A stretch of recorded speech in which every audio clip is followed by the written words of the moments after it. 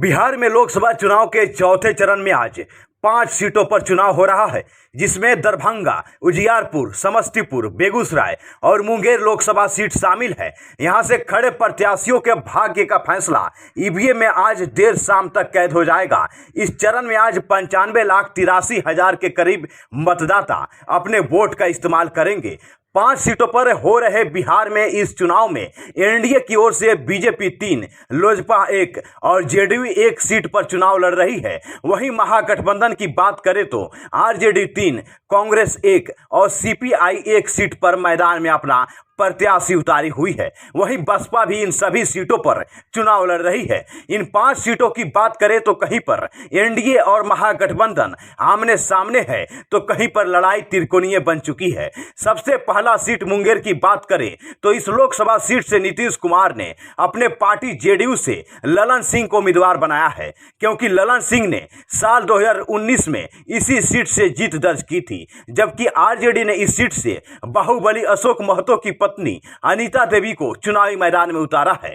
पिछले चुनाव में ललन सिंह ने बाहुबली अनंत सिंह की पत्नी नीलम देवी को हराया था, लेकिन इस बार अनंत सिंह का समर्थन मिलने से ललन सिंह इस सीट पर अनीता देवी को कड़ी टक्कर दे रहे हैं। वहीं कभी कांग्रेस का गढ़ रही बेगूसराय लोकसभा सीट की बात करें तो यहां से सीपीआई ने अवधेश कुमार राय को अपना उम्मीदवार बनाया है, जबकि बीजेपी ने मौजूदा सांसद गिरिराज सिंह को मैदान में उतारा है। इस सीट पर भूमिहारों का दबदबा है। इस सीट पर 16% भूमिहार हैं, जबकि 14% मुस्लिम और 8% यादव वोटर्स है।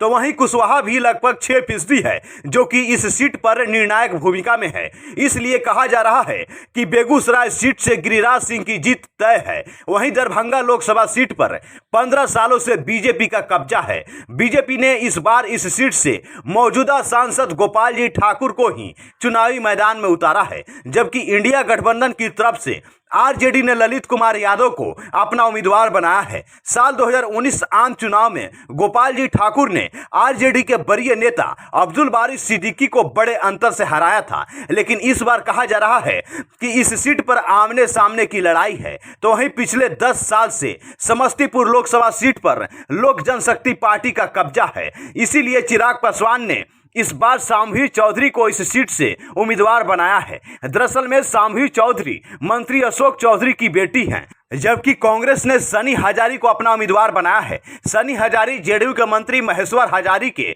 बेटे हैं और इस सीट से काफी मजबूत स्थिति में नजर आ रहे हैं, क्योंकि यहां की लड़ाई स्थानीय बनाम बाहरी की हो चुकी है। वहीं 5वीं सीट उजियारपुर की अगर बात करें तो उजियारपुर लोकसभा सीट से बीजेपी ने केंद्रीय राज्य मंत्री नित्यानंद राय को अपना उम्मीदवार बनाया है, जबकि आरजेडी की तरफ से आलोक कुमार मेहता चुनावी मैदान में है, जो कि नित्यानंद राय को कड़ी टक्कर देते हुए नजर आ रहे हैं। कहा जा रहा है कि आलोक कुमार मेहता के साथ सभी वर्गों के लोगों का समर्थन है, जिसके वजह से इस सीट से उनकी जीत संभव हो सकती है।